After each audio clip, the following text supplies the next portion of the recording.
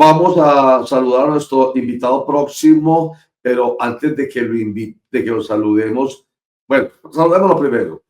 Doctor Gonzalo Vélez, presidente de la Asociación Médica Sindical de Antioquia Armedas. Bienvenido a Clickcracia, el poder de la información. Un clic, la democracia y la información, formación para la democracia. Gracias por estar acá con nosotros. Buenos días, Roger. Buenos días, Germán. Me alegra nuevamente acompañarles en su programa el día de hoy.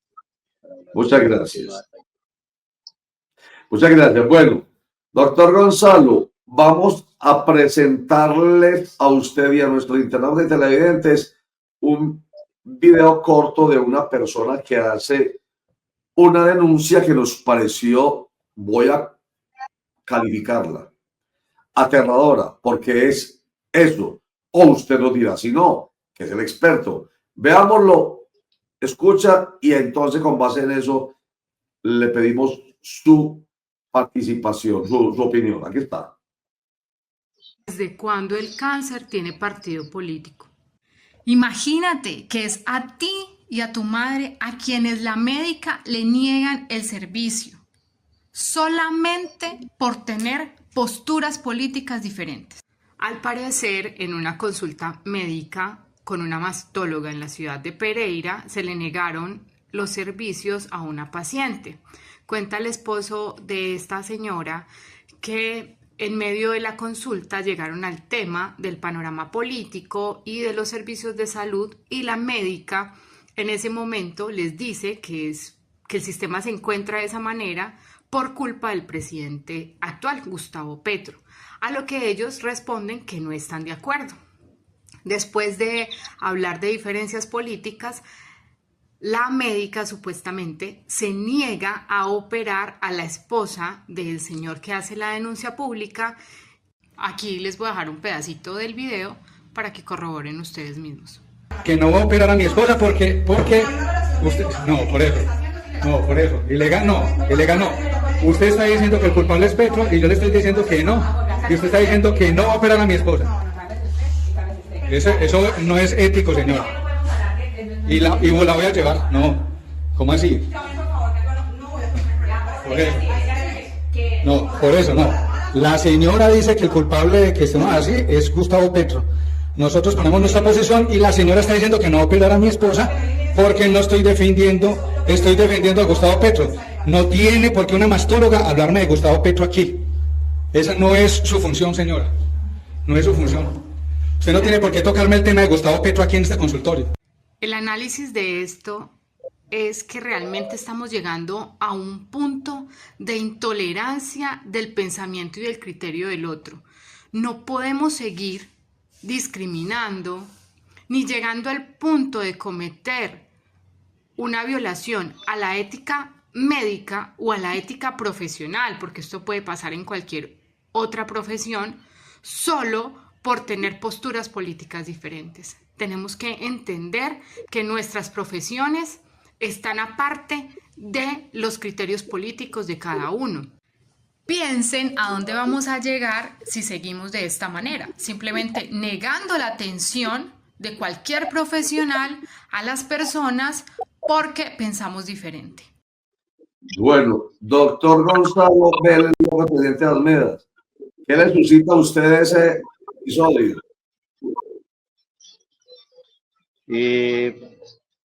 La situación que está planteada allí, efectivamente, aunque es una extracción de probablemente de los hechos que ocurrieron, sería difícil manifestarse específicamente sobre este tema, sobre ese evento. Sin embargo, en el contexto general de lo que viene ocurriendo en Colombia, alrededor del tema político que también está afectando esos temas. Y en este caso, frente a la atención médica, es evidente que cualquier tipo de discriminación por cualquier razón para poder atender a una persona u ofrecerle un servicio para el cual estoy capacitado y se me ha asignado su atención, negar esa atención por cualquier motivo es un tema que no se ha eminentemente técnico, es un tema que raya específicamente contra la ética médica y e incluso podría ser sujeto de una sanción por parte del Tribunal de Ética Médica frente a una denuncia que se formulase por parte de los afectados. Esta situación es inaceptable, no solamente con argumentos como los que se exprimen allí relacionados con la política, sino además con cualquier otro tipo de argumento, o sea, una discriminación por raza, por orientación sexual, por situación económica, cualquiera de esas situaciones son antiéticas, van en contra del pensamiento ético de la medicina y son sancionados por el Tribunal de Ética Médica. Doctor Gonzalo, buenos días, gracias por acompañarnos. Aquí no cabría para nada este asunto de la objeción de conciencia, porque temas políticos no, digamos que no abarcarían esto. No, en absoluto. La objeción de conciencia es una situación que en primer lugar se refiere a situaciones que evidentemente sí, afectan la moral del prestador del servicio, en este caso del médico o de la médica. Y evidentemente temas políticos no tienen que ver con la moral de la persona. Y adicionalmente, la objeción de conciencia es un elemento que debe dejarse constancia en la hoja de vida del funcionario, el médico, en la institución donde trabaja, no al momento de prestar un servicio, sino desde el momento en que él siente que tiene una objeción de conciencia frente a cualquiera de las prácticas que vaya a realizar.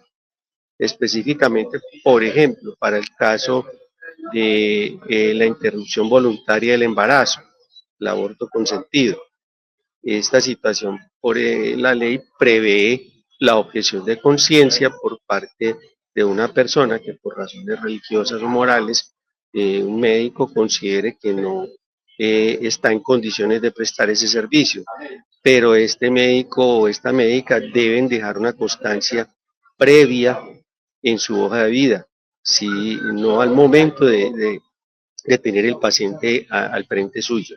Eso hay que tenerlo muy presente porque la objeción de conciencia existe, pero no es aplicable para temas políticos, ni raciales, ni de género. Es, en este caso específico, si la situación es como se presenta en el video, evidentemente es una falta contra la ética médica y, como le digo, recibiría una sanción, no solamente una sanción por parte del Tribunal de Ética Médica, sino un rechazo de toda la sociedad en contra de este tipo de manifestaciones. Es preocupante porque el origen de todo esto no es solamente la situación de intolerancia que se vive en este momento en el país, la polarización política que se está dando, sino que adicionalmente tiene que ver también con la formación que estamos dando a los médicos actualmente en la Facultad de Medicina. Eso también influye las materias que tienen que ver con la ética médica específicamente. Lo he manifestado yo en algunos espacios académicos. El juramento hipocrático, más allá de ser algo que una parte del protocolo del grado del médico, debería ser parte de la cátedra de la enseñanza de la medicina, desde el mismo inicio de las clases en los primeros semestres, debería educarse profundamente sobre el contenido y sobre los alcances del juramento hipocrático, del juramento del médico, para que esa conciencia sea tan profunda sobre el compromiso que está adquiriendo al estudiar esta profesión y al graduarse como médico, que este tipo de situaciones no influyan en sus decisiones profesionales. Doctor Gonzalo, buen día, por Gonzalo que está aquí con nosotros. Dos precisiones y explicaciones. ¿cómo funciona el Tribunal de Ética Médica? O sea, si, por ejemplo, hubiese méritos para este caso en particular, ¿cómo funcionaría? ¿Qué garantías tendría la médica? ¿Qué garantías tendría el paciente? ¿Qué tipo de sanciones se le darían?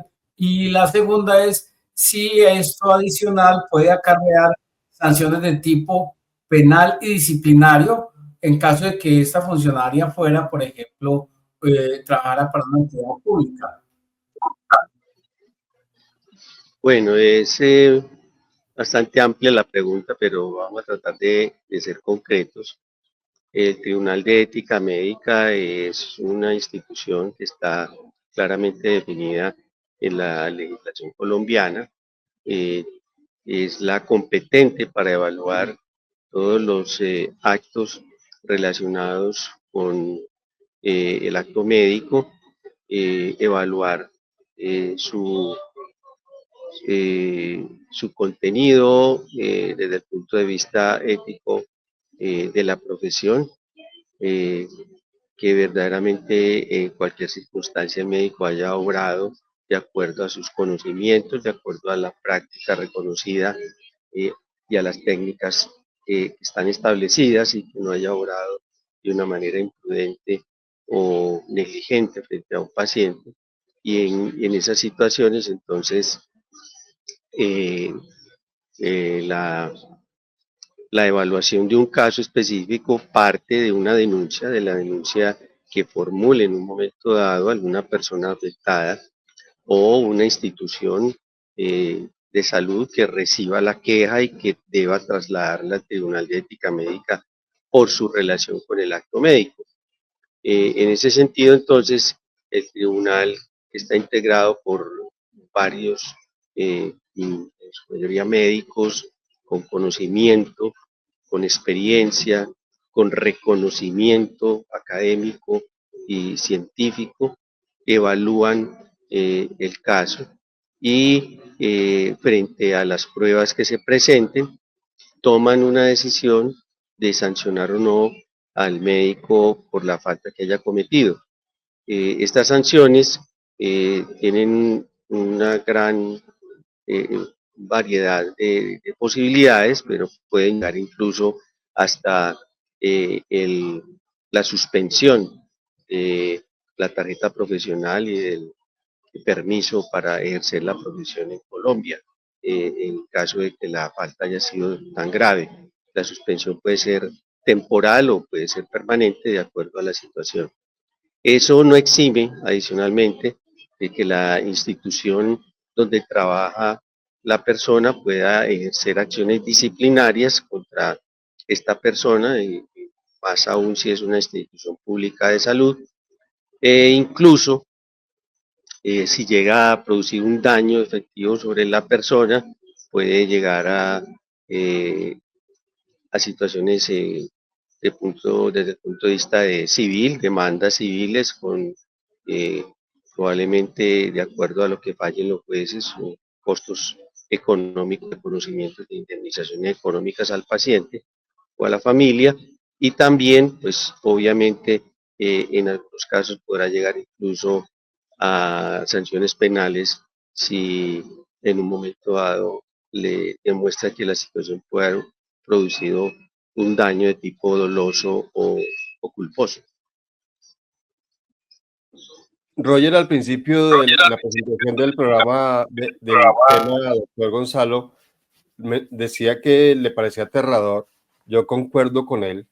Me parece aterrador que este tipo de cosas pasen, pues porque es que es una profesional de la medicina que está atendiendo a una paciente con cáncer y que debe hacer su trabajo porque es que para eso está ella, para hacer su trabajo.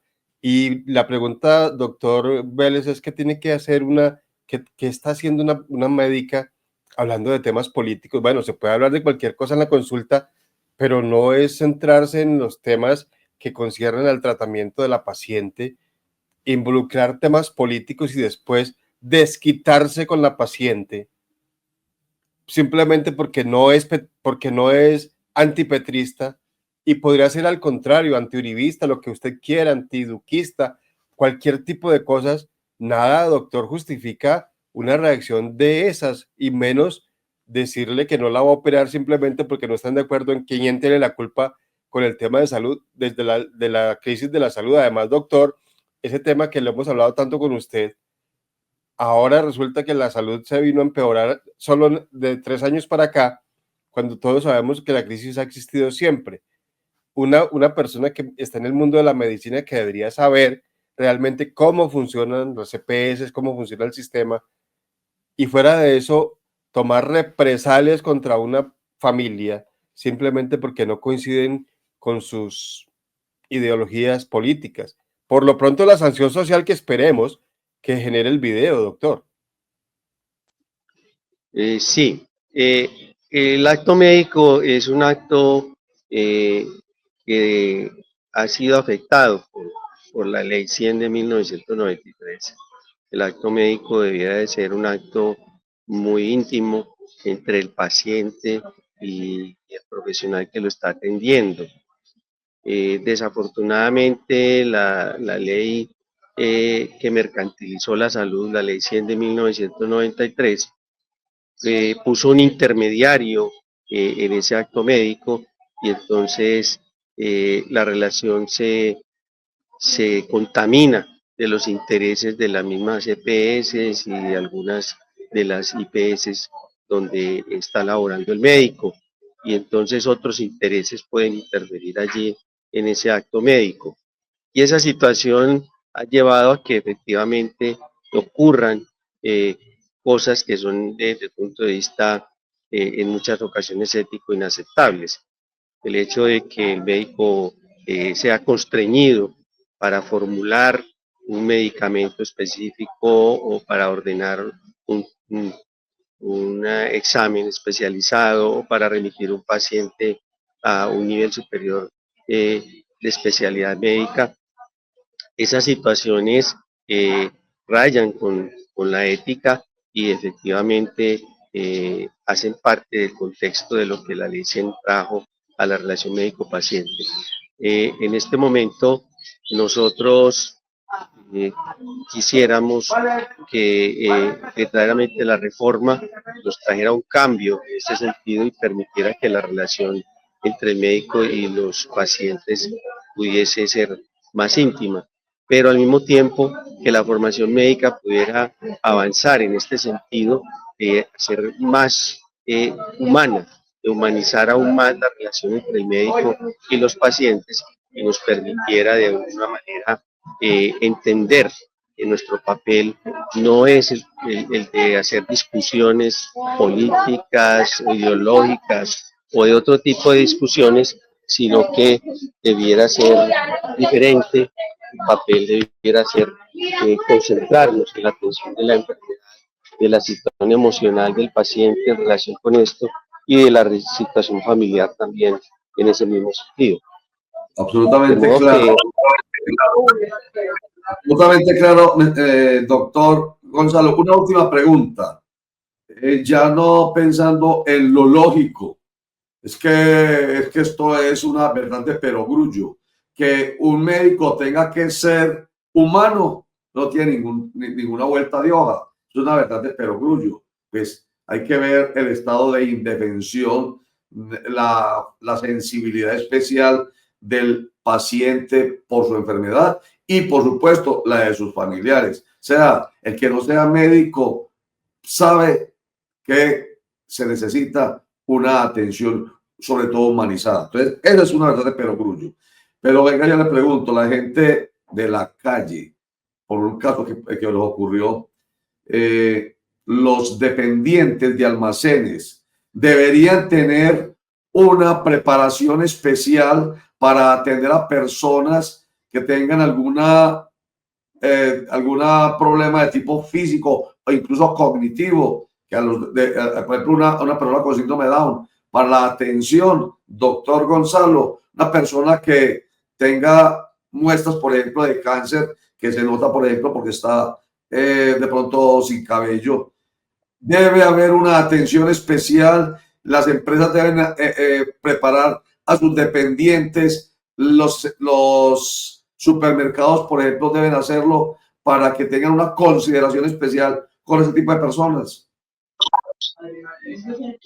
Sí, Roger, mira, a mí me ha sorprendido algunas empresas que conozco de transporte que implementaron dentro de su esquema disciplinario para su personal de conductores una sanción de suspensión cuando se presentaba una queja en relación con maltrato a alguno de los pasajeros.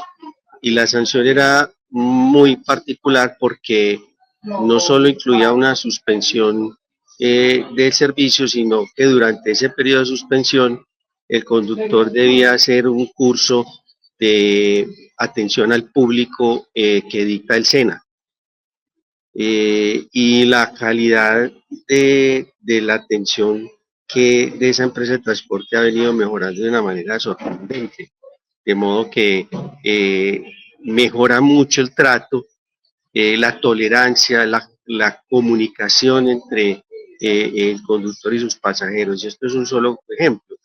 A mi modo de ver, toda entidad de salud, de cualquier tipo de servicio comercial, donde las personas, sus empleados tengan que entrar en contacto con el público, estas personas deberían tener una capacitación previa de ese tipo, como la que brinda el SENA, de atención al público, de servicio al cliente, que les permita conocer y tener elementos y herramientas de comunicación para evitar precisamente esos conflictos que terminan en actos de intolerancia y en muchas ocasiones incluso en actos de agresión o de discriminación.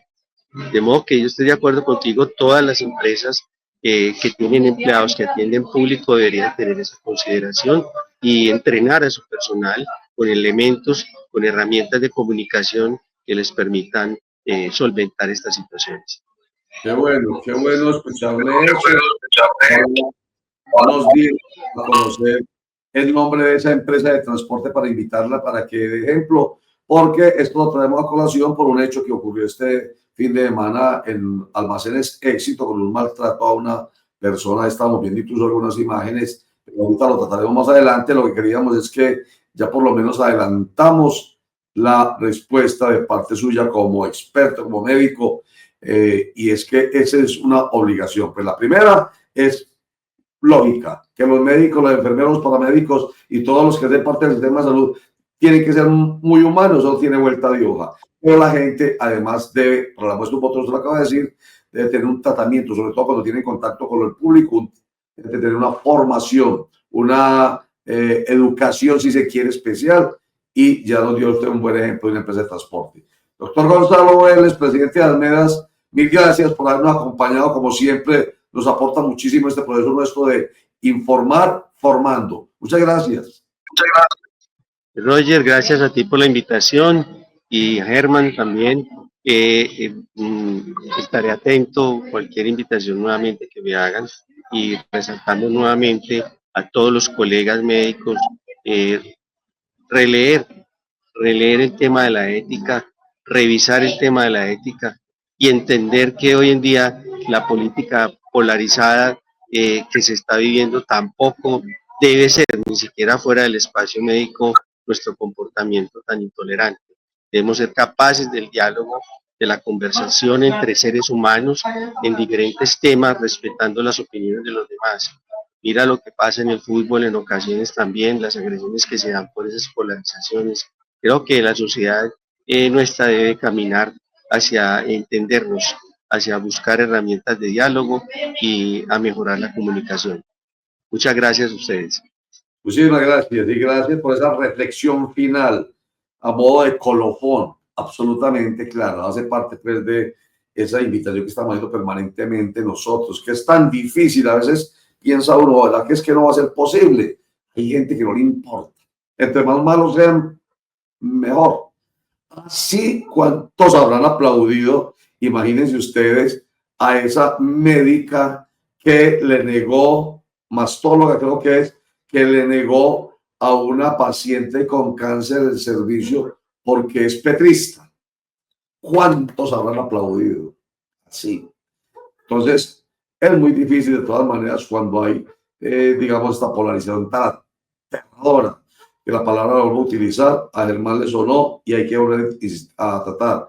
Aterradora no solamente la respuesta de la médica a esa paciente que necesita su atención, pero no porque como es petrista, pero tampoco si es uribista o tampoco si es de centro, no importa de dónde sea, no importa de su color, es que estamos otra vez, volvemos a lo de siempre. Aquí dice claramente en la Constitución que es para todos los 54 millones de colombianos. Esto es para todos, no solamente para los abogados. Dice que los principios, los valores, los derechos y los deberes no se pueden excluir porque haya una diferencia de raza, ideológica, política, de sexo, de género, nada, absolutamente. Los derechos, el de la salud, es para absolutamente todo el mundo. Y menos mal, existen tribunales de ética médica que pondrán en su lugar a personas que se comportan como esa dama de Pereira.